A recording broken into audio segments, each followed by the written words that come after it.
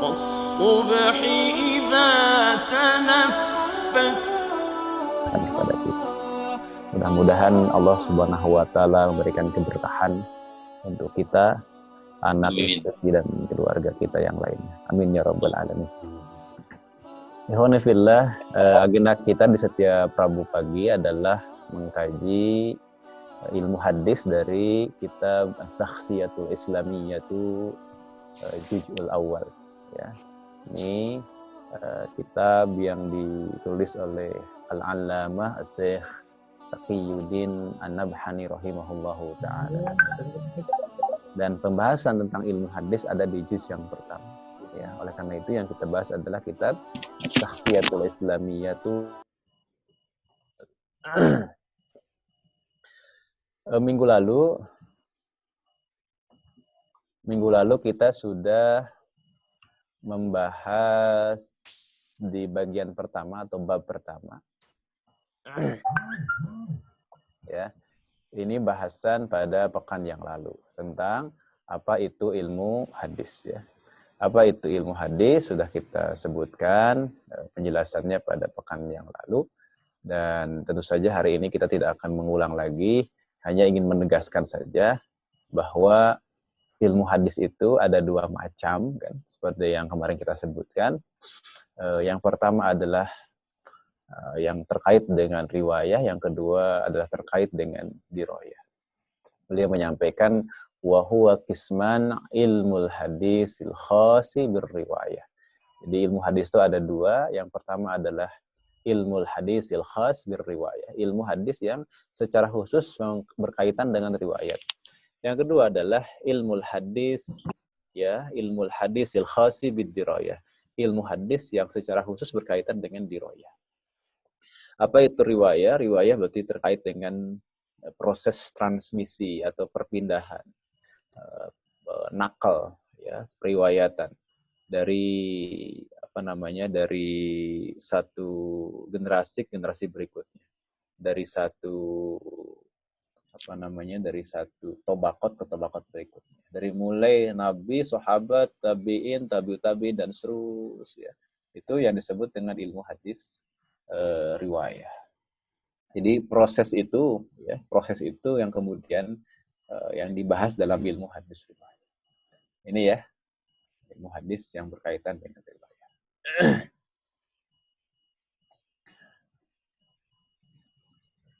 Nah, kemudian selain ilmu hadis riwayah juga yang kedua ada ilmu hadis dirayah. Ya, ilmu hadis yang berkaitan dengan dirayah. Secara khusus bahas terkait dengan dirayah. Tadi kalau ilmu hadis riwayah itu berkaitan dengan penyampaian penyampaian qaul, af'al, takrir dan sifatnya Nabi. Dan bagaimana proses penyampaiannya. Maka kalau dirayah itu adalah sedang membahas terkait dengan hakikat riwayah. Jadi dirayah ini sedang membahas terkait dengan hakikat apa yang diriwayatkan. Ya, dari mulai syaratnya, jenis-jenisnya, macam-macam lah ya. Yang kemudian ilmu hadis dirayah ini kemudian disebut dengan apa yang disebut dengan mustalah hadis atau usul hadis ya, atau ilmu mustalah hadis ya, dan seterusnya, istilah-istilah yang banyak disebutkan oleh para ulama. Jadi kajian-kajian berkaitan dengan misalnya macam-macam hadis, kemudian syarat-syarat kesohihannya, kemudian kedoifannya juga, kemudian juga terkait dengan kajian terkait dengan ada tidak adanya kejanggalan dalam sebuah hadis atau syadz, ada tidak adanya kecacatan atau ilal ya, ilat pada sebuah hadis. Kemudian juga terkait dengan penelitian para rawinya, bagaimana jarh dan ta'dil, itu semuanya ada di dirayah. Jadi keilmuan hadis yang kemudian berkembang pada hari ini, kemudian ditulis oleh para ulama dalam berbagai disiplin ilmunya, itu sedang berbicara tentang ilmu hadis dirayah. Ya, karena kalau riwayah adalah terkait dengan transmisi atau perpindahan riwayat saja, perpindahan atau penukilan atau periwayatan perkataan, perbuatan, kemudian takrir dan sifat Nabi Muhammad SAW dari satu generasi ke generasi berikutnya. Baik, kita akan masuk sekarang di bahasan yang berikutnya, yakni al-hadis. Ini adalah bahasan yang kita akan bahas insya Allah pada pagi hari ini. Ini bab yang kedua ya, bab yang kedua kalau kita lihat di dalam kitab.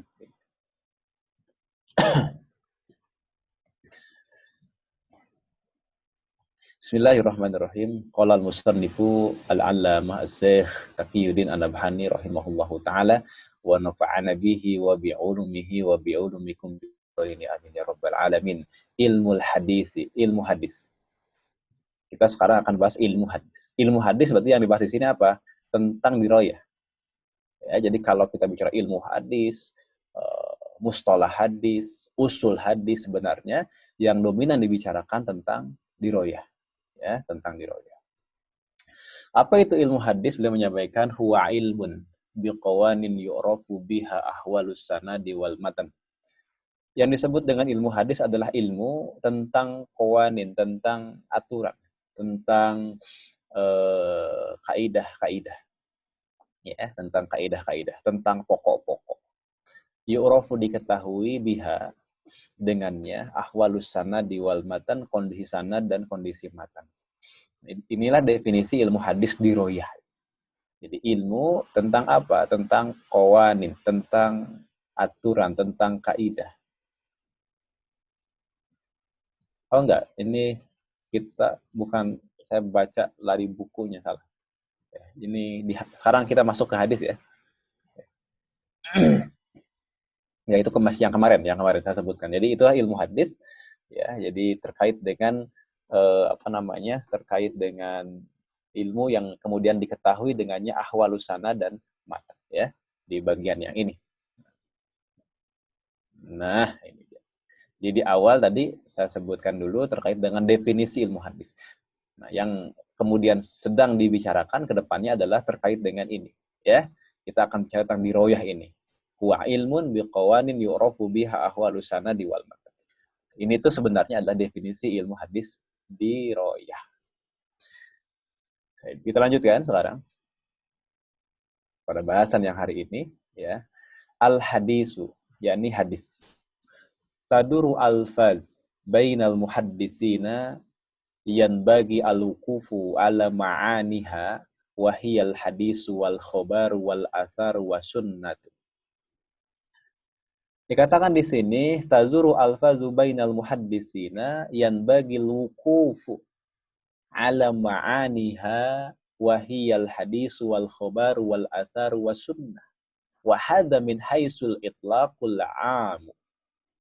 Disebutkan oleh beliau, oleh Syekh, bahwa lafaz-lafaz yang beredar di kalangan muhaddisin, yakni para ahli hadis, yang perlu untuk dimaknai atau disikapi atau didudukan makna-maknanya, yaitu adalah hadis, kemudian khobar, kemudian athar, dan juga sunnah. Ya, wahada dan ini min haisul itlaqul amu, ya, dari sisi penyebutan umum. Jadi dari sisi penyebutan umum, ya, makna-makna yang harus kita ketahui berarti yang pertama hadis, yang kedua khobar, yang kedua asar, yang ketiga sunnah. Ini ya, sekali lagi, lafaz-lafaz yang taduru, yang beredar di antara para muhaddisin yang harus kita posisikan, yang harus kita dudukkan ala ma'aniha, makna-maknanya, ya, atas makna-maknanya adalah berapa? 4. Al-hadis wal khobar wal athar was sunnah. Ini apa? Dari sisi penyebutan yang sifatnya umum. Hadza min haisu itlaqul am, ya, min haisul itlaqul am. Kemudian selain istilah-istilah yang tadi, yakni hadis, khobar, athar, dan sunnah, kita harus definisikan, juga ada istilah lain, ya, wal matnu, was sanadu, wal isnadu, wal musnadu, bi fathin nun, ini musnad, wal musnidu, bi kasri nun, bi kasrah nun. Min nahiyati alfazil hadis wa riwayatihi wal muhaddisu wal hafizu wal hujjatu wal hakimu min nahiyati ruwah. Kemudian istilah yang berikutnya, istilah yang berikutnya adalah matan, terus sanad, kemudian isnad, kemudian musnad, kemudian musnid, ya. Ini dari sisi lafaz hadis, ya. Ini dari sisi lafaz hadis dan periwayatan. Kemudian yang berikutnya juga adalah istilah muhaddis, kemudian hafiz, hujjah, hakim, ya, min nahiyati ruwah, dari sisi ruwah, dari sisi para periwayatnya atau para rawinya.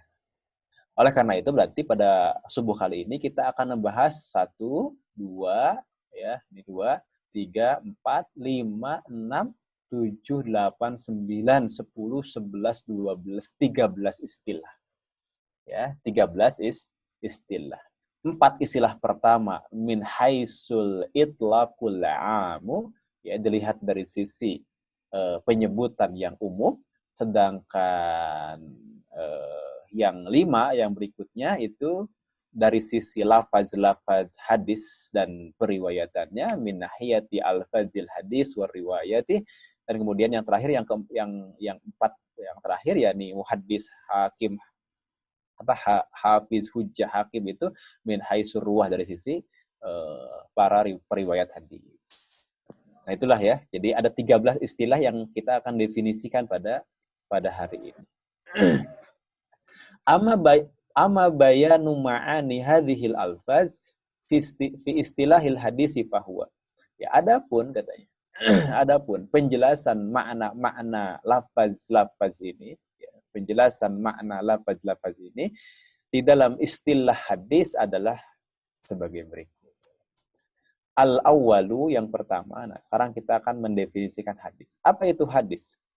Al-hadisu ma'udifa ila Nabi sallallahu alaihi wasallam min qaulin au fi'alin au taklin au wasfin khalqiyin bi fatil kha, ya, ayat mutta'alliq bil khilqati ka qaunihi alaihi salatu wassalam laisa bit tawil wala bil qasir au khuluqi, ya, au khuluqi bidomil kha, ya, ayat mutta'alliq bil khuluqi ka qaunihi sallallahu alaihi wasallam la yuwajjahu ahadan bimakruhin.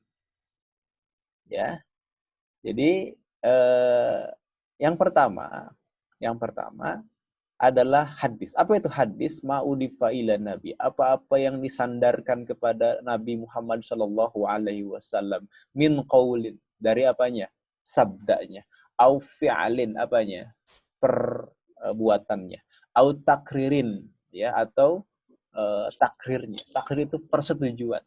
Jangan terlihat. Ya, di antara contoh persetujuan Nabi itu adalah, atau bentuk persetujuan Nabi itu adalah diamnya. Takrir itu diamnya. Tapi bukan diam tiba-tiba diam, tapi diam di hadapan realitas yang beliau saksikan. Ya. Makanya definisi takrir adalah ma'fu'ila bihadrati Nabi sallallahu alaihi wasallam wa aqarrahu. Itu takrir. Apa-apa yang diperbuat oleh para sahabat di hadapan Nabi Muhammad Shallallahu Alaihi Wasallam wa aqarrahu, lantas kemudian beliau menyetujuinya, itu takrir, ya, itulah takrir. Dalam bentuk apa? Diamnya. Jadi bukan diamnya itu sendiri, bukan, tapi diam atas perilaku sahabat, itu takrir sebagai bentuk persetujuan. Awasfin, katanya. Wasfin. Wasfin di sini ada 2. Ada khalqiyin, ya, ini ya. Ada mana lagi? Khuluqiyin. Nah, ada 2. Wasfin khalqiyin, ada wasfin khuluqiyin. Ya. Apa itu wasfin khalqiyin? Ini sifat, wasfin itu sifat kan. Sifat khalqiyin. Terkait dengan apa? Berkaitan dengan penciptaan, ya, berkaitan dengan fisiknya Nabi Muhammad Shallallahu Alaihi Wasallam, di mana keberadaan Nabi Muhammad Shallallahu Alaihi Wasallam tidaklah terlalu tinggi, tidaklah terlalu pendek, ya. Laisa bil tawil wala bil qasir, ya. Tidak terlalu tinggi dan juga tidak terlalu pendek. Itu yang disebut dengan apa? Yang disebut dengan khalqi, ya. Jadi berkaitan dengan khilqah, ya. Jadi berkaitan dengan khilqah. Nanti untuk kalau ini disusun dalam bentuk kemudian ya ditambah tak marbutah, itu para ulama beda pendapat dalam, pertama ulama lughah beda pendapat dalam menyebutkannya. Bisa dibaca khalqiyah nantinya, ya, atau dibaca khilqiyah. Ya, dibaca khalqiyah atau dibaca khilqiyah. Tapi banyak yang membaca khalqiyah, tapi saya lebih senang membaca khilqiyah. Karena kalau kita baca dalam beberapa kitab, ya, yang membahas terkait dengan kesalahan-kesalahan dalam, atau mana yang paling fasih, lah, bukan kesalahan, mana yang paling fasih, yang paling absah, itu katanya khilqiyah, ya. Itu yang masalah, mau dibaca khalqiyah juga boleh, dibaca khilqiyah juga boleh. Kalau kita baca dalam beberapa kitab juga, para ulama yang membahas itu juga mereka sering menyebutnya khalqiyah atau khilqiyah. Nah, ini disebutnya khalqi. Khalqi itu tadi apa? Muta'alik bil khilqah, berkaitan dengan fisiknya Nabi atau penciptaan. Yang berikutnya, selain wasfin khalqiyin, ada juga wasfin khuluqiyin. Kalau ini berarti berkaitan dengan bil khuluq, ya, berkaitan dengan akhlaknya Nabi. Ya, di mana Nabi itu tidak pernah menghadapi atau menjumpai seseorang dalam keadaan makruh, dalam keadaan marah, ya, dalam keadaan membenci. Nah, itulah terkait dengan definisi dari hadis. Kemudian, ya, apa khobar kalau begitu? Disebut sini, ya, apa itu khobar dan sunnah? Disebutkan pada bagian berikutnya bahwa, ya, wal khobar was sunnatu ma'nahuma huwa hadzal ma'na nafs. Fahuma lafzon, ya, fahuma lafzoni muradifani lil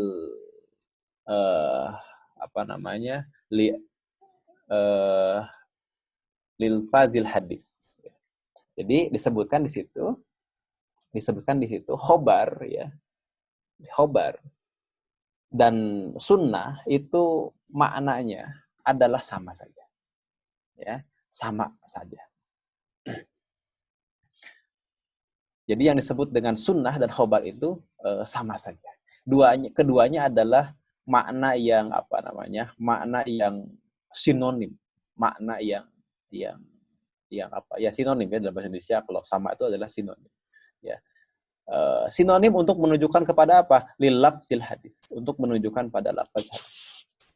Sekali lagi saya sebutkan di sini khobar, kemudian sunnah, makna keduanya adalah makna yang sama, di mana keduanya adalah lafzoni muradifani lil lafzil hadis. Keduanya itu sinonim untuk menunjukkan lafaz hadis. Jadi sama saja. Mau nyebut sunnah, mau nyebut khobar, itu sama. Meski memang para ulama ada yang membedakan ketika membahas terkait dengan sunnah. Itu karena memang para ulama dalam 3 disiplin ilmu berbeda dalam memahami sunnah. Misalnya, sunnah menurut para ahli hadis adalah sama dengan khobar. Tapi sunnah menurut ulama usul fikih, sunnah itu adalah bukan hadis, tetapi apa yang disandarkan kepada Nabi, ya, ma'udifa ila Nabi sallallahu alaihi wasallam min qaulin au fi'lin au takririn, sampai situ. Jadi tidak ada wasfin khalqiyin atau wasfin khuluqiyin, ya, tidak begitu, ya. Makanya kalau sunnah menurut ulama usul fikih itu tidak sampai bicara sifat, ya, tidak sampai bicara sifat. Kenapa? Karena sifat itu bukan masdaru tasyri', bukan sumber atau landasan dari pensyariatan. Beda lagi juga sunnah menurut para fuqaha atau para ahli fikih, bahwa sunnah di situ adalah laisa biwajibin, ya, selain dari wajib. selain dari wajib. Berarti tuntutan untuk melaksanakan atau untuk menjalankan sesuatu, tapi tuntutannya tuntutan yang tidak tegas. Itu namanya sunnah. Oleh karena itu sunnah tergantung menurut siapa. Kalau sunnah ingdal fuqaha berarti laisa biwajibin, tuntutan yang tidak wajib.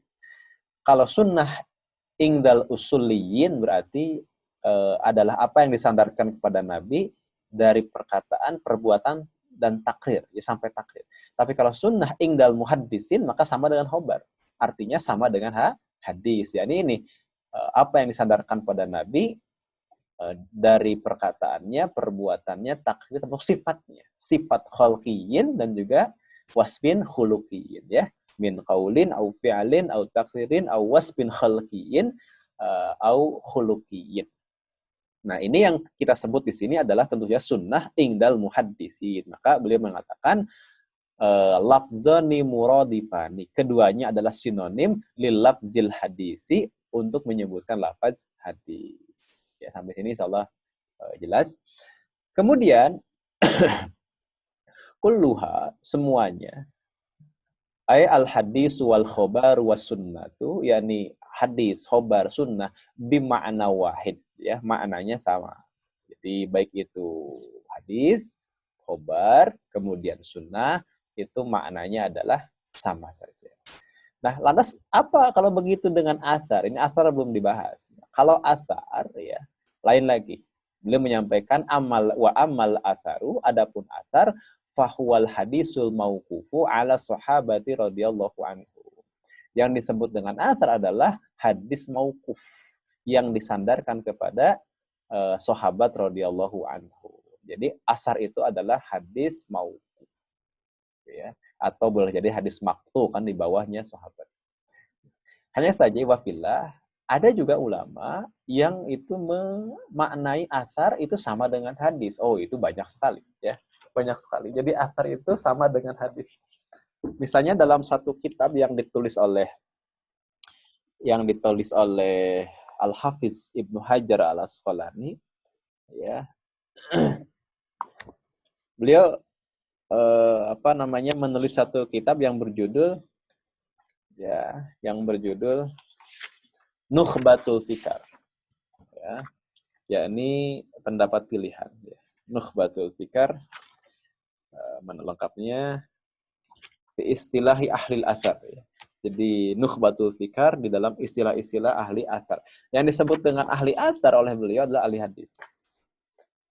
Jadi banyak sekali para ulama yang memaksudkan athar itu adalah hadis juga. Jadi kalau begitu berarti antara hadis, khobar, sunnah, dan athar sama saja. Namun beliau di sini lebih cenderung kepada pendapat bahwa athar itu kita bedakan begitu dengan hadis, khobar, dan sunnah. Athar itu lebih tepatnya, lebih cenderungnya adalah kepada hadis mauquf, yakni hadis yang disandarkan kepada sahabat. Jadi yang berkata berbuatnya adalah sahabat. Meski kita juga tidak boleh menutup mata bahwa athar ini juga digunakan oleh para ulama untuk maksudkan kepada lafaz hadis. Baik, saya kira ini insyaallah dapat dipahami dengan mudah. Kemudian yang selanjutnya adalah istilah matan. Apa itu matan? Al-matnu ma yantahi ilaihi ghayatus sanadi minal kalam. Jadi yang disebut dengan matan adalah perkataan yang terletak di ujung akhir suatu sanad, gitulah, ya, gampang. Jadi apa-apa yang yantahi, yang di akhir gitu, yang di ujung, ya, dari sanad. Dan itu adalah merupakan bagian dari kalam yang kemudian ada di ujung sanad. Jadi bahasa sederhana dari matan ini adalah kalam, gitu, ya, yang merupakan ujung akhir dari sebuah rangkaian sanad, ya. Itu namanya matan. Jadi matan itu apa-apa yang ada di ujung, atau ungkapan yang ada di ujung sanad. Kemudian yang kedua, apa itu sanad? Ya, sanad apa? Sanad itu, ya, kalau yang bahasa yang sederhananya silsilatur rijal, ya. Bahasa sederhananya adalah silsilatur rijal. Dalam bahasa lainnya adalah wasanadu at-tariqatul mausilah ilal matan. Jadi jalan yang menyampaikan kepada matan. Jalan yang menyampaikan pada matan. Itu ya. Jadi atau dalam bahasa lain adalah ar-rijalu al-musiluna ilaihi, atau jalan yang apa? Yang menyampaikan kepadanya. Jadi para rijal yang itu menyampaikan kepada matan. Itulah yang disebut dengan sanad itu. Berikutnya apa itu isnad? Nah, sekarang setelah kita mengetahui sanad, berarti kita masuk ke isnad. Apa itu isnad? Isnad tiada lain adalah raf'ul hadis siliqa ilihi. Ya. Jadi menaikkan atau menyandarkan, maksudnya yang disebut dengan isnad adalah mengangkat atau menisbatkan suatu hadis kepada orang yang mengatakan liqa ilihi. Jadi maksudnya adalah mengatakan mengangkat atau menisbahkan. Raf'u di sini adalah menyandarkan hadis kepada orang yang mengatakan. Itu isnad. Jadi misalnya seseorang mengatakan atau meriwayatkan suatu hadis kepada si fulan, katakanlah fulan A meriwayatkan hadis kepada fulan B. Maka ketika dikatakan isnad fulan B itu siapa? Ya fulan A itu. Yaitu isnad. Jadi tidak berkaitan dengan silsilatul rijal, tapi cukup kepada orang yang di atasnya, kepada gurunya, itulah isnad. Kemudian yang berikutnya adalah musnad. Ya, apa itu musnad? Bifathin nun, dengan dipatahkan nunnya. Musnad adalah mattasola sanaduhu min awalihi ila muntaha walau kana mauqufan. Yang disebut dengan musnad adalah hadis yang sanadnya itu muttasil atau bersambung dari awal sampai dengan akhir, meskipun hadisnya itu mauquf nggak masalah. Pokoknya kalau hadisnya itu adalah hadis yang muttasil, di sini disebut dengan hadis yang musnad. Ya. Ini agak berbeda dengan beberapa definisi yang lain, karena kalau definisi di beberapa kitab itu mengharuskan marfu, ya, mengharuskan marfu. Ya. Jadi kalau mauquf itu cukup disebutnya muttasil, bukan musnad. Misalnya mauquf pada sahabat itu disebutnya muttasil. Tapi juga ada ulama termasuk Syekh Takfiri mengatakan musnad itu adalah pokoknya adalah muttasil, ya. Mattasola sanaduhu min awalihi ila muntaha walau kana mauqufan, meskipun mauquf. Di beberapa kitab musnad itu mengharuskan marfu, yakni nyampainya atau sandaran akhirnya kepada Nabi SAW. Kemudian makna musnad yang lain, karena musnad itu kan bisa dimaknai macam-macam, ya. Yang kedua adalah wa yutlaqul musnadu aidon alal kitabi alladzi jumi'a fihi marwiyatu sahabi. Jadi yang disebut dengan musnad juga bisa dimaknai adalah kitab yang itu di dalamnya disusun, ya, dihimpun periwayatan dari sahabat. Contohnya Musnad Ahmad bin Hambal, kan kita mengenal istilah itu. Ada Musnad Al-Bazzar, ada Musnad Ibnu Humaidi. Berarti kalau disebutkan kitab Musnad, berarti mana maksud Musnad yang kedua. Ya, Musnad yang kedua, yakni berkaitan dengan kitab, ya, berkaitan dengan kitab. Beda kalau gini, ini hadis ini adalah musnad, maksudnya adalah mutasil. Yang pertama ini, ya, mattasola sanaduhu min awalihi ila muntaha. Tapi kalau dikatakan ini adalah kitab musnad, berarti musnad di situ yang kedua maksudnya adalah menunjukkan kepada kitab alladzi jumi'a fihi marwiyatus sahabi. Ya, kitab yang di dalamnya dihimpun hadis-hadis yang diriwayatkan dari sahabat. Jadi bukan berdasarkan abwab fikih, misalnya kitabu toharoh, kitabu sholat, kitabu zakat, kitabul haji, enggak. Tapi berdasarkan rawi sahabat, misalnya Abu Bakar As-Siddiq, apa saja hadisnya. Umar bin Khattab judulnya itu, kemudian disebutkan hadisnya. Kemudian Ali bin Abi Thalib misalnya disebutkan hadisnya, begitu ya. Jadi judul berdasarkan nama sahabat. Wa amal musnid. Nah, sekarang kita akan bicara musnid. Apa itu musnid? Yang disebut dengan musnid adalah bahwa mayyarwil hadis bis isnadihi. Yang disebut dengan musnid adalah orang yang meriwayatkan hadis bi isnadihi dengan sanadnya. Sekali lagi, yang disebut dengan musnid adalah orang yang meriwayatkan hadis dengan sanadnya. Siapapun yang meriwayatkan hadis beserta dengan sanadnya, Itulah yang disebut dengan musnid. Ya, pada hari ini juga banyak musnid. Ya, pokoknya yarwiyal hadisa bi isnadihi itu namanya musnid. Orang yang meriwayatkan hadis tapi lengkap dengan sanad. Ya, itu namanya musnid. Berikutnya yang terakhir yang singkat saja, ada beberapa istilah juga yang perlu diketahui. Ada istilah muhaddis, ada istilah hafiz, ada istilah hujjah, ya, dan yang terakhir ada istilah hakim. Ya, ini dia. Ada muhaddis, hujjah, hafiz, hujjah, hakim. Ini menurut urutan. Jadi yang paling tinggi adalah tentu saja adalah hakim. Ya, yang paling tinggi itu. Apa itu atau siapa itu muhaddis, ya, siapa itu hafiz, siapa itu hujjah, siapa itu hakim, pada intinya adalah sama. Apa? Samanya itu adalah mereka yang memang ahli dalam bidang hadis. Yang membedakan adalah tingkatan, ya. Yang membedakan adalah tingkatan. Tingkatan dari mulai tingkatan yang paling rendah sampai dengan tingkatan yang paling tinggi. Sederhananya begini, kalau muhadis itu siapa? Muhadis itu adalah may yahtamilul hadis wa ya'tani bihi riwayatan wa dirayatan. Jadi orang yang memiliki orang yang mengemban hadis, maksudnya yang meriwayatkan hadis. Ya. Orang yang mengemban hadis, maksudnya adalah orang yang meriwayatkan hadis. Kemudian dia memiliki perhatian pada aspek riwayat dan dirayah. Itu ya poinnya ya. Jadi muhadis itu adalah may yatahammalul hadisa wa ya'tani bihi riwayatan wa dirayatan. Ya. Jadi dia adalah orang yang selalu menerima hadis. Jadi ini yatahammalu, tadi saya keliru. Ya, bukan yang membawa hadis, tapi yang meriwayatkan, yang menerima maksudnya. Bukan yang membawa, ya, dikoreksi. Tapi yatahammalu.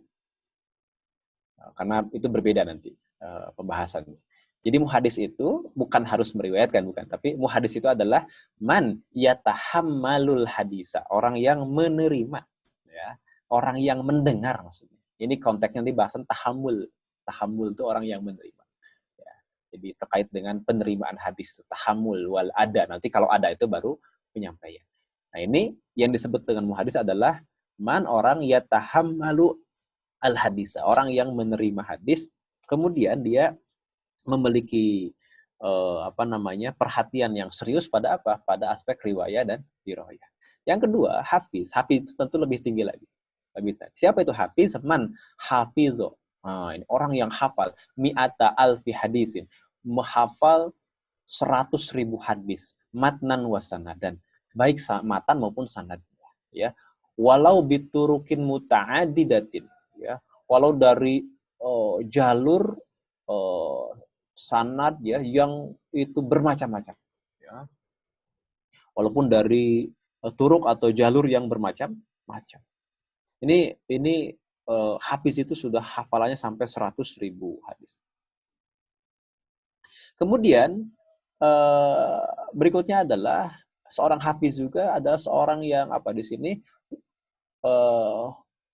wa wa'alama yahtaju ilaihi, dan dia juga menyadari apa yang dibutuhkan kepadanya. Itu hafiz. Berikutnya hujjah. Siapa itu hujjah? Hujjah itu adalah orang yang man ahata bisala sami'atin, ya, bisala sami'ati alfin hadisin. Jadi orang yang hafal, bukan lagi hafal, dia hafal itu menguasai, bukan lebih dari hafal, dia menguasai 300.000 hadis bisala sami'ah. 300.000 hadis itu lebih tinggi daripada apa yang dicapai oleh seorang hafiz, ya begitu. Dan yang terakhir adalah hakim. Ini hakim lebih tinggi lagi daripada hujjah. Nah, dia itu adalah man ahata bisunnah, orang yang menguasai seluk-beluk berkaitan dengan sunnah. Tentu saja hafalannya juga melampaui dari 300.000.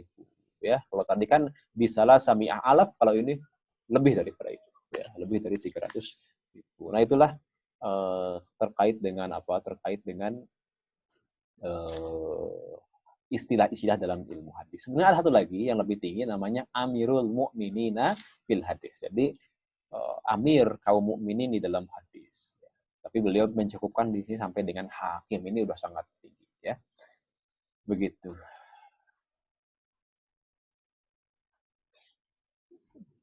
Silakan, ada yang mau sampaikan dulu.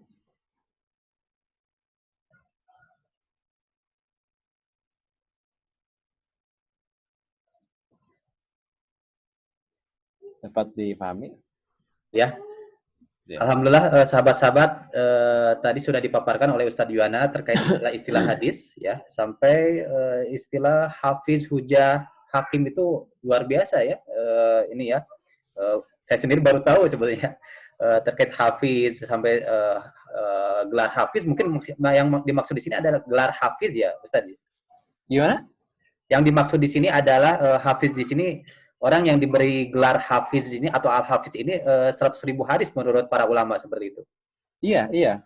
Jadi sejak zaman dulu yang disebut dengan al-hafiz itu adalah orang yang hafal hadis. Misalnya ada al-hafiz as-Suyuti, al-hafiz Ibnu Hajar al-Asqalani, al-hafiz al-Iraqi, ya, dan al-hafiz an-Nawawi, dan siapapun yang digelari al-hafiz itu adalah orang yang hafalannya minimal 100.000 hadis matnan wassanadan.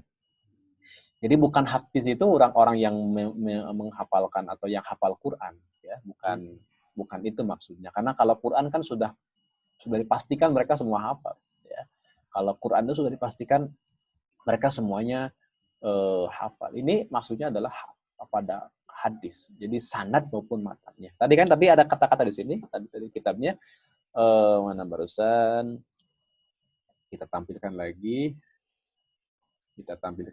Nah, ini kan hafiz itu adalah orang yang menerima hadis, kemudian punya perhatian pada diroyah dan riwayah. Jadi bukan hanya hafal saja ya, tetapi dia harus juga menguasai diroyah dan riwayah. Karena hafiz itu kan di atas muhadis. Jadi kalau saya katakan hafiz, berarti dia sudah melampaui muhadis gitu. Ya, jadi setiap hafiz itu pasti muhadis. Berarti siapa itu muhadis ini? Ya, yang disebut dengan muhadis itu siapa? Yang disebut dengan muhadis adalah orang yatahammalul hadisa. Ya, orang yang menerima hadis, ya, orang yang mendengar hadis, kemudian wa ya'tani bihi riwayatan wa diroyatan. Kemudian dia memiliki perhatian yang sangat serius kepada aspek riwayah dan aspek diroyah. Jadi kalau disebut hafiz itu udah pasti muhadis. Siapa muhadis ini? Man yatahammalul hadisa. Ya. Kemudian juga tentang hafiz, tentang hafalannya, walau biturukin muta'adidatin, meskipun dari dengan turuk yang bermacam-macam. Contoh begini, saya berikan gambar ya. Misalnya hadis innamal a'malu binniyat. Saya contohkan. Apa itu turuk yang muta'adidah itu bagaimana? Ya, istilah turuk muta'adidah itu begini. Saya contohkan. Misalnya saya buka hadis pertama dari kitab Sahih Bukhari. Ya. Hadis pertama dari kitab Sahih Bukhari.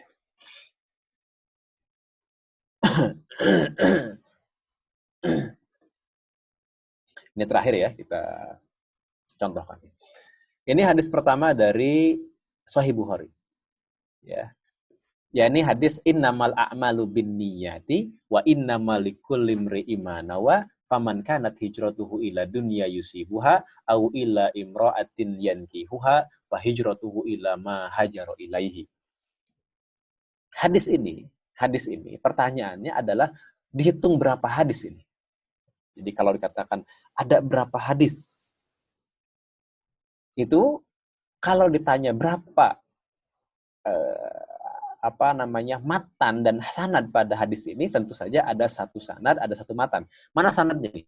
Ada sana al-Humaidi, ya, kemudian hadasana Sufyan, kemudian hadasana Yahya bin Sa'id, kemudian akhbaroni Muhammad bin Ibrahim, kemudian Sami'a al-Qamah, kemudian Sami itu Umar bin Khattab. Nah, ini adalah sanad. Jadi kalau iwafilah sekalian belum ngeh tentang sanad, inilah sanad. Silsilatur rijal tadi kan disebutkan. Silsilatur rijal. Jadi jalur yang nantinya akan menyampaikan pada matan. Jadi silsilah orang-orang, ya, silsilah orang yang nanti akan menyampaikan kepada matan, ya. Yang ujungnya adalah matan nanti. Nah, inilah yang disebut dengan sanad. Dari mulai Humaidi, Nah, orang-orangnya kan ini. Ya, orang-orangnya itu adalah ada berapa orang? Nih. Ada Humaidi, ada Sufyan, ada Yahya, ada Muhammad, ada Alqamah, ada Umar bin Khattab. Itu namanya rawi. 1, 2, 3, 4, 5, 6, 7 sebenarnya dengan Imam Bukhari-nya. Karena Imam Bukhari harus dihitung. Beliau juga rawi dari yang menyusun kitab hadisnya Mudawin. Berarti di sini 6 ditambah Imam Bukhari 7. Ini 7 rawi. Rangkaian ini semuanya adalah sanad. Tadi kalau isnad itu nggak harus merangkai begini. Misalnya gini, isnadnya Humaydi siapa? Sufyan bin Uyainah. Isnadnya Sufyan siapa? Yahya gitu. Yes. Raf'ul hadis apa li apa ila li apa liqailihi ya. Jadi menyandarkan hadis liqailihi kepada orang yang menyampaikannya. Tapi kalau dikatakan sanad itu adalah silsilatur rijal. Nih, rangkaiannya. Kemudian ini berarti satu jalur nih. Kemudian matan juga satu, innamal a'malu binniyat. Ini matan. Nah, ini matan. Yang saya blok ini adalah matan ya. Jadi ini matan. Nah, kalau kita lihat hadis ini tidak hanya kita hitung satu hadis. Kita lihat tahrijnya, ternyata hadis ini ada juga selain dalam Sahih Bukhari ya, juga ada di dalam misalnya dalam Sahih Bukhari saja ada berapa di beberapa tempat, beberapa nomor ya. Berarti banyak sanad. Kemudian juga ada di Sahih Muslim ya, ada juga di kitab yang lain ya, termasuk misalnya di kitab An-Nasa'i ya, ada di kitab misalnya At-Tirmizi hadis ini. Jadi kalau begitu matan hadis ini bisa dihitung berapa hadis? Istilah turuk yang muta'anidah itu bagaimana? Nah, saya gambarkan begini sanadnya. Contoh. Sederhana saja. Ya, contoh. Kalau hanya berpatokan pada hadis nomor 1 dari Sahih Bukhari, maka ini hanya ada satu matan, satu sanad. Begini ya. Satu sanad, satu matan. Ya. Tapi kalau kita lihat misalnya, jalur dari Bukhari, dari Muslim, Abu Daud, At-Tirmizi, An-Nasa'i, Ibnu Majah saja. Dari 6 kitab hadis. Ya. Maka kita perhatikan. Nah, ini jalurnya. Ya. Terlihat tidak kira-kira? Ya. Ini jalurnya. Ya, kalau diperbesar bisa, tapi jadi nggak kelihatan ya. Nah, ini jalurnya. Berarti hadis inamal a'malu binniyat itu bisa dihitung sekian puluh hadis. Misalnya dengan hafalnya kita satu matan, tapi matan ini sebut saya di sini ada 10 jalur misalnya, maka seseorang bisa dikatakan dia sudah hafiz, sudah hafal 10 hadis matnan wasanadan ya. Jadi yang disebut dengan satu hadis itu adalah satu matan, satu sanad. Jadi kalau ada satu matan tapi 10 sanad itu dihitung 10 hadis. Nah, itu ya. Memang di sini kalau kita perhatikan ujungnya hadis ini kan gharib ya. Hadis ini gharib. Memang ujungnya ini menyendiri, yakni Yahya bin Sa'id, kemudian Muhammad bin Ibrahim, kemudian Alqamah, kemudian Umar. Jadi yang mendengar hadis ini dari Rasulullah hanyalah Umar bin Khattab, yang mendengar hadis dari Umar hanyalah Alqamah, yang mendengar hadis dari Alqamah hanyalah Muhammad bin Ibrahim, yang mendengar hadis dari Muhammad bin Ibrahim hanyalah Yahya bin Sa'id. Yang mendengar hadis dari Yahya bin Sa'id itu ada 1, 2, 3, 4, 5, 6, 7, 8, 9, 10. Nah, gitu ya, 10. Makanya kalau kita tahu 10 jalurnya, berarti di sini kita sudah hafal 10 hadis nyebutnya. Padahal hanya satu matan. Ya, itu ya maksudnya itu. Jadi maksud kata-kata beliau yang mengatakan di sini walau biturukin muta'addidatin ya di dalam kitab tadi itu, meskipun dari jalur yang bermacam-macam. Mungkin saja hafalnya satu matan tetapi lengkap dengan semua sanadnya yang 10 ini, berarti dia dianggap sudah hafal 10 hadis. Begitu ya. Jalurnya sampai ke bawah gitu. Paling justru yang susah kan menghafalkan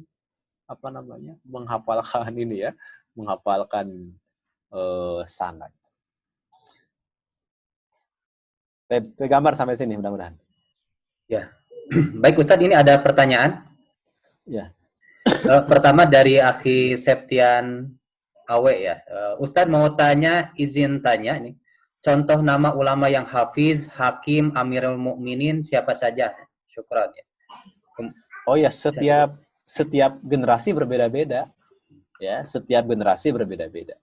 Jadi misalnya di generasi, contoh gini, yang paling tinggi saja, yang paling ekstrim adalah Amirul Mukminin fil hadis. Ya, setiap masa ada. Misalnya di eranya tabi'in ada, di era tabi'in ada. Misalnya di era tabi'in kita mengenal Sa'id bin Al-Musayyib, di era tabi'in kita mengenal Syu'bah ya. Kemudian terus di eranya Imam Bukhari ya Imam Bukhari, ada Abu Daud, begitu di abad ke-3 itu banyak ya.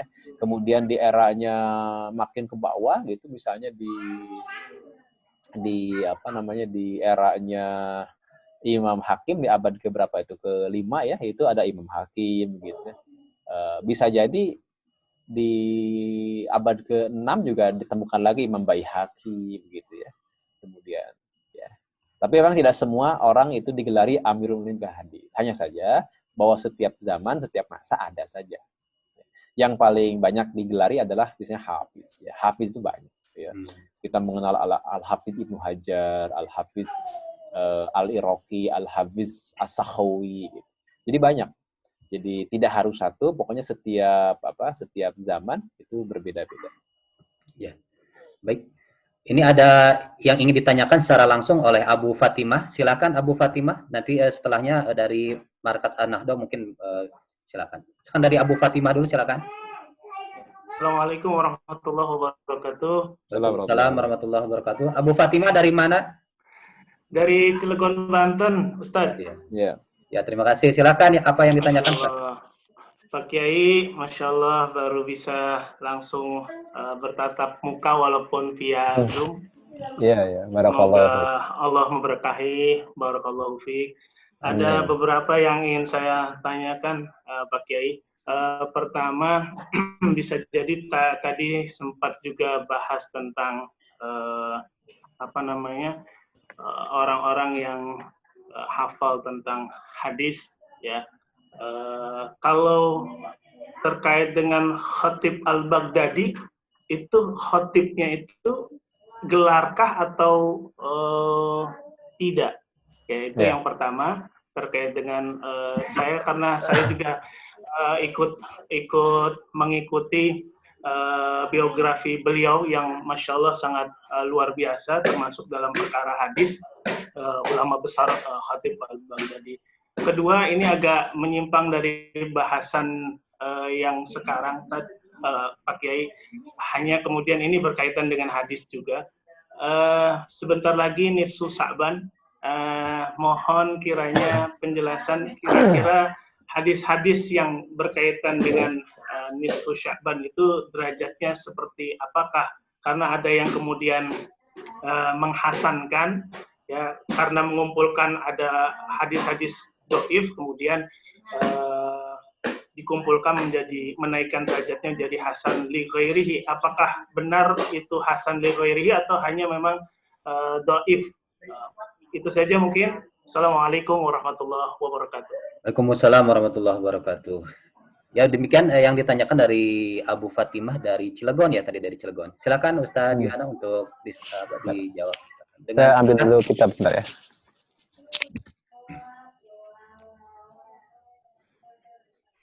Ya, terima kasih tadi yang sudah bertanya Abu Fatimah, kemudian yang lainnya dari Markas An-Nahdo ya. Kemungkinan dibatasi ya, karena ini sudah melewati jam 6. Kita berusaha sampai jam 6 sebetulnya. Ini udah jam 6 lebih 5 menit, nanti jawaban bisa disampaikan secara singkat. Silakan. Ya, Al-Khatib Al-Baghdadi memang beliau adalah ulama yang luar biasa. Ya, ulama yang luar biasa. Beliau hidup pada abad ke-5 Hijriyah. Ya. Nama aslinya adalah Abu Bakar Ahmad bin Ali. Ya. Abu Bakar Ahmad bin Ali bin Thabit. Itu nama beliau, nama aslinya. Beliau banyak kitabnya, termasuk yang paling luar biasa sebenarnya adalah karya beliau selain Al-Kifayah fi Ilmi Riwayah, tapi Al-Jami' li Akhlaqir Rawi wa Adab Sami. Ini yang sering kita kaji di Ma'had ya. Termasuk juga kitab pendeknya, kitab ringkasnya ini yakni ar-rihlatu fi thalabil hadis, ya, rihlah rihlah dalam menuntut ilmu hadis. Jadi nama beliau adalah Al-Hafiz, berarti beliau hafal minimal 100.000 hadis. Ya, kemudian namanya adalah Abu Bakrin Ahmad bin Ali bin Thabit. Nah, nama masyhurnya itu adalah Al-Khatib Al-Baghdadi. Jadi Al-Khatib Al-Baghdadi itu adalah nama masyhurnya, nama yang dikenalnya, ya, nama yang dikenal. Ya, nama yang dikenal. Itu kenapa nama itu ada nama yang dikenalnya? Karena setiap orang itu memiliki banyak nama. Ada nama asli, ya, ada nama lakob, gelar, ada nama kunyah, nama panggilan, ada nama masyhurnya. Nah, masyhur itu bisa jadi juga dinisbatkan kepada tempat, seperti Baghdadi, gitu ya, dinisbatkan ke tempat. Jadi itulah yang berkaitan dengan Al-Hafiz Al-Khatib Al-Baghdadi. Ya, dengan kitab-kitab yang luar biasa, termasuk yang perintis dalam ilmu hadis, dalam kitabnya yang berjudul Al-Kifayah fi Ilmi Riwayah. Kemudian untuk terkait dengan nisfu Sya'ban, mungkin nanti kita akan bahs secara khusus lah, ya, atau saya nanti kirim. Jadi pada intinya begini, kalau kita bicara nisfu Sya'ban, kita harus memilah, ada beberapa hadis yang memang dhaif, ya, ada beberapa hadis yang memang statusnya makbul, baik itu dinilai hasan atau dinilai sahih oleh para ulama. Jadi hadisnya banyak sekali, ya, banyak sekali. Biasanya yang dhaif itu, atau bahkan ada beberapa yang palsu, yang itu menunjukkan terkait dengan fadilah-fadilah tertentu, dengan bacaan-bacaan tertentu, gitu, kemudian dinisbatkan kepada Nabi Muhammad SAW. Nah, namun kalau kita lihat dalil-dalil yang lain terkait dengan misalnya keutamaan malam nisfu Sya'ban, itu hadisnya adalah makbul, hadisnya hasan, hadisnya sahih. Kalau ingin jelasnya bisa dibaca di kitab Madhabi Sya'ban. Madhabi Sya'ban itu adalah kitab yang ditulis oleh Abu Ya Said Muhammad bin Alawi Al-Maliki. Beliau bahas tuntas semua itu, ya, bahas tuntas. Termasuk ada beberapa hadis yang juga dhaif, tapi dhaifnya ringan, tapi masih mungkin untuk diamalkan untuk fadhail, ya, untuk fadhailul a'mal. Untuk untuk keutamaan amal. Jadi yang tidak boleh kita amalkan sama sekali adalah hadis yang dhaif, namun dhaifnya syadid, dhaif yang parah. Kalau yang fadhailul amal itu masih memungkinkan, ya, untuk dijadikan sebagai sebagai targhib wa tarhib, ya. Targhib itu untuk penyemangat, begitu. Jadi masih memungkinkan. Tapi juga kita harus lihat ada juga hadis-hadis lain yang statusnya makbul, terutama tentang keutamaan Sya'ban dan keutamaan pertengahan Sya'ban. Bahwa ada hadis yang dhaif dan yang maudhu'nya ada juga, ya. Jadi banyak. Kalau kita bedah itu tentu akan sangat panjang dan hadisnya tidaklah sedikit. Ada di kitab Madhabi Sya'ban. Baik, mungkin nanti untuk lengkapnya bisa disampaikan di lain waktu mungkin, ya. Ada 2 pertanyaan terakhir nih. Mungkin kami minta izin sampai jam 6.15 gitu, ya. Ini dari Al-Markas An-Nahdo, ya. Apakah orang-orang yang menggeluti hadis sudah otomatis jadi muhadis? Itu pertanyaannya. Kemudian ini masih nyambung terkait Syekh Albani sendiri, apakah beliau sebagai muhadis, ya, kata beliau ini, kata dari Al-Markas An-Nahdo ini, bahwa pasalnya kan beliau suka mensohikan atau mendaifkan sebuah hadis, apakah termasuk hadis, gitu. Kemudian tadi pertanyaan pertamanya, orang yang menggeluti hadis sekarang apakah langsung otomatis terkategori muhadis atau enggak? Oh, iya. Baik. Orang yang belajar hadis tentu saja belum tentu disebut muhadis. Orang yang belajar hadis itu adalah pelajar hadis. Dia adalah talibul hadis, ya. Dia adalah penuntut hadis, pencari hadis atau penuntut ilmu hadis. Kemudian pengajar hadis juga belum tentu ahli hadis. Ya, misalnya dosen hadis, kemudian pengajar pesantren hadis, ya, itu tidak otomatis disebut dengan muhadis atau ahli hadis. Ya, dia hanyalah orang yang alim, orang yang tahu, ya, orang yang kemudian bisa mengajar ilmu hadis. Karena kalau muhadis itu paling tidak memiliki persyaratan yang harus dipenuhi oleh seorang yang disebut dengan muhaddis, yakni selain dia punya hafalan yang cukup banyak, ya, kemudian punya pengetahuan dan kepahaman yang mendalam terkait dengan riwayah dan diroyah, juga yang paling penting adalah dia itu ketika menerima hadis itu dengan metode, dengan model, dengan manhaj yang benar. Kan kita kembali ke tadi. Kalau kita bicara siapa itu muhadis? Muhadis itu adalah orang yatahammalu, yang menerima hadis. Penting ini. Yang menerima hadis. Iya. Bagaimana cara dia menerima hadis? Itu dengan talaki, ya, dengan talaki wal mulazamah. Jadi orang yang tidak pernah talaki dan tidak pernah mulazamah justru diragukan keahliannya dalam bidang hadis. Kemudian setelah dia talaki, dalam proses tahammulnya ini, tahammul hadisnya itu dengan talaki, kemudian dia punya perhatian yang mendalam terkait dengan aspek riwayah dan juga terkait dengan aspek diroyah. Jadi ini kata kuncinya, yatahammalul hadisa. Ya, dia melakukannya atau menerimanya dengan proses talaki dan mulazamah, kemudian punya kemampuan yang menonjol dalam penguasaan ilmu riwayah dan ilmu diroyah. Itu satu. Yang kedua, ya. Yang pertama tadi kan hafalan yang cukup, yang kedua adalah ada talaki mulazamah, manhajnya benar. Yang ketiga, yang terakhir adalah kata Dr. Said Mamduh, termasuk juga kalau kita baca di dalam kitab yang lain, sebut saja adalah kitab karya dari Waliullah Ad-Dahlawi dalam kitabnya Ithaqun Nabih, beliau menyebutkan bahwa seorang dikatakan muhaddis itu ada syarat yang ketiga. Kenapa? Apa? Yakni punya karya dalam bidang takhrij. Ya, punya amaliyat takhrij, kata Syekh Mamduh. Jadi kalau begitu ada 3 syarat muhaddis itu. Yang pertama adalah punya hafalan yang banyak. Yang kedua, ketika proses tahammul hadisnya, dia mendapatkan hadis, meriwayatkan hadis dengan talaki dan mulazamah dari guru, ya, mengkajinya labzon gitu ya.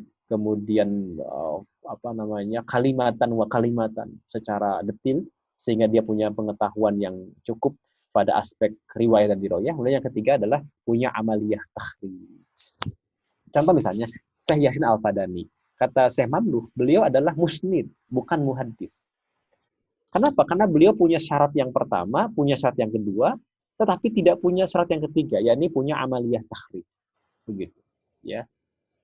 Muhaddis pada zaman sekarang atau pada abad-abad sekarang seperti Syekh Al-Arnaud misalnya, kan itu, atau Syekh Ahmad Syakir itu dianggap sebagai muhaddis. Kemudian apakah langsung ke pertanyaan kedua tadi, apakah Syekh Albani adalah ahli hadis atau bukan? Mungkin setiap orang bisa berbeda. Tapi kalau kita merujuk kepada pendapatnya Syekh Mamduh, beliau adalah bisa dikategorikan ahli hadis karena apa? Karena punya amaliyah takhrij. Ya, punya amaliyah takhrij. Tetapi apakah beliau ahli hadis yang mu'tamad, yang dapat dijadikan rujukan atau tidak, itu persoalan yang lain. Beliau termasuk yang menolak. Ya.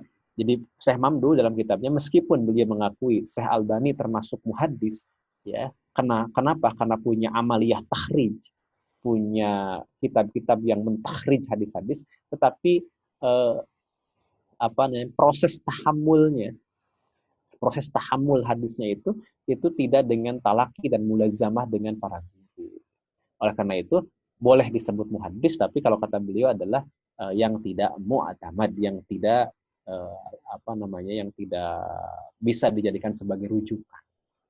Ya, ada apalagi di dalamnya banyak sekali tanakud atau kontradiksi di dalam takhrijnya beliau sendiri. Wallahu alam, ini mungkin bisa berbeda ya. Menurut pengikut atau murid-muridnya Syekh Albani, beliau adalah ahli hadis, menurut yang lain mungkin tidak. Ya, masing-masing punya pandangan masing-masing, ya, punya pandangan yang berbeda, tapi saya termasuk yang mengambil pendapat jumhur, pendapat mu'tabar dari kalangan para ulama bahwa seharusnya ahli hadis itu harus memiliki amaliyah tahrijiyah, tetapi juga yang tak kalah penting adalah dia harus talaki dan mulazamah ketika tahammul hadis, ketika penguasaan diroyah, ketika penguasaan riwayah, harus belajar langsung kepada para guru, bukan dengan otodidak membaca dari buku di perpustakaan. Ya. Yang berikutnya juga hafalannya, harus banyak hafalan. Ya, Masya Allah ya. Baik, mungkin itu karena waktunya terbatas sampai jam 6.15. Nanti pertanyaan dari Pak Ediwanto dari Bogor, kemudian dari Akhi Fatul Qadar, mungkin di pekan depan saja ya, supaya apa nanti. pertanyaannya apa? Ini belum mau lisan, secara lisan. Oh iya. Nanti kalaupun misalkan ada yang bertanyakan bisa via WA ke nomor yang ada di grup, silakan. Kalau mau bisa disampaikan, kalau mau disampaikan dari sekarang, nanti insya Allah mungkin dikaji sama Ustadz Yuwana. Ya termasuk gini tadi tentang tasih dan tadaif, kan ada yang mengatakan bahwa proses tasih dan tadaif itu sudah selesai. Kata Ibu Solah, ya, waktu itu sudah selesai, tidak boleh lagi ada tasih dan tadaif, orang yang menilai sahih dan dhaifnya hadis. Tapi anggapan itu sebenarnya kan ditolak juga oleh murid-muridnya, seperti oleh Imam Nawawi dan generasi setelah, bahwa proses untuk menilai hadis itu sahih dan dhaif ya terus berlanjut ya, sampai dengan hari ini. Hanya orang yang melakukannya harus orang yang kredibel gitu, orang yang mu'tamad, orang yang dapat dijadikan sebagai rujukan. Itulah mengapa banyak ulama yang tidak merekomendasikan Syekh Albani. Karena apa? Karena tadi ya, karena tidak memiliki atau tidak memenuhi kriteria pertama dan kedua. Meskipun punya kriteria yang ketiga, yakni amaliyah tahrij. Tapi tidak yang pertama yakni hafalan, yang kedua adalah tidak mulazamah dengan guru-guru dalam proses tahammul hadis dan dalam penguasaan riwayah dan diroyah. Begitu ya? Ya. Baik, kita cukupkan mungkin ya. Insya Allah di pekan depan kita akan kajian seperti ini lagi. Untuk besok kajiannya berbeda, kajian tema yang berbeda, topik yang berbeda, yakni kajian fikih bersama Kiai Haji Sidik Al-Jawi, insya Allah ya. Nah, di setiap pada subuh, insya Allah kita sudah ada kajian. Adapun misalnya untuk kajian hadis khusus, sebutnya dengan Ustadz Yuwana sendiri ada jadwal ya, setiap hari itu ya. Silakan nanti bisa mengontak beliau atau bisa menghubungi saya di grup WA untuk channelnya seperti apa. Adapun yang di channel sini ya, di sini di forum ini, insya Allah di pekan depan untuk kajian khusus di setiap Rabu. Adapun tadi ada yang menanyakan YouTube, insya Allah saya sendiri ini ya, kami sendiri merekam ya, izin merekamnya kajian sekarang, insya Allah nanti diupload siaran tunda lah insya Allah ya. Demikian untuk kajian hadis pada kesempatan kali ini. Jika ada yang bertanya silakan bisa dilayangkan lagi nanti untuk pekan depan. Demikian, mudah-mudahan kita mendapatkan keberkahan di pertemuan kali ini, di pagi kali ini ya. Baik, kita tutup dengan membacakan surat Al-Asr bersama-sama. A'udzubillahi minasyaitonirrajim. Bismillahirrahmanirrahim. Wal-'asr. Innal insana lafi khusr illa alladziina aamanu wa 'amilus shalihati wa tawassaw bil haqqi wa tawassaw bis sabr. Kemudian membaca alhamdulillah, alhamdulillahirabbil alamin. Subhanakallahumma asyhadu an la ilaha illa anta.